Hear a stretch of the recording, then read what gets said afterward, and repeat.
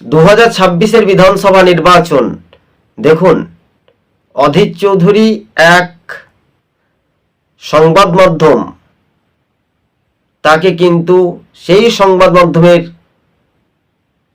সাংবাদিকরা প্রশ্ন করে, সেই প্রশ্নের উত্তরে তাকে রবিনহুড বলাই যেতে পারে। এটা কিন্তু 100%-এ 100% মানুষ কিন্তু চাইছে যে অধীর মুর্শিদাবাদের সেই গড় বা পুরনো গড় তার নিজের দক্ষতায় থাকার একটা সম্ভাবনা বেশি।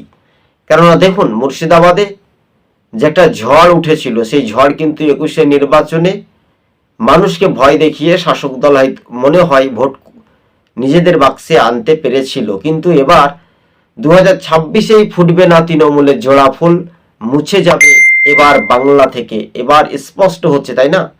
তাই দিকে দিকে দেখবেন, এই যে পরীক্ষা পর দেখবেন আনুষ্ঠানিকভাবে তৃণমূলের বহু সমর্থক অধীর চৌধুরীর সঙ্গে যোগাযোগ করছে বা কংগ্রেসে তারা যোগদান করবে, এমনটাই সূত্রের খবর।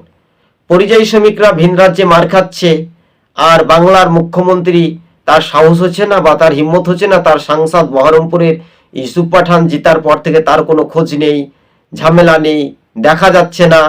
তিনি ভোটের সময় আসবে, এসে বলবে দাও ভাই ভোট দাও, আমি মুসলিম, তাই তুমি আমাকে ভোট দিয়ে জিতিয়ে দাও। বাংলার মানুষ অত সহজে বোকা নয়, তাই মুর্শিদাবাদের মানুষ একেবারে শয়ে শয়ে বুঝে নেবে 2028-এর লোকসভা নির্বাচনে। আপনি বুঝতে পারবেন এই বাংলার অবস্থা কি।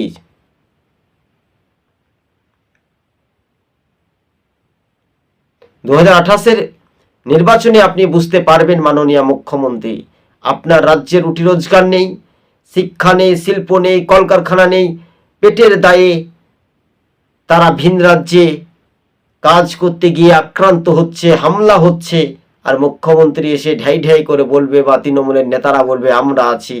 তাই জলঙ্গির 5 জন শ্রমিক আমরা দেখছিলাম একটু খবরের আগেই, তারা কিন্তু ঘটনাস্থলে পৌঁছে যায়। জলঙ্গি ব্লক কংগ্রেস নেতৃত্ব আব্দুল রাজ্জাক মোল্লা।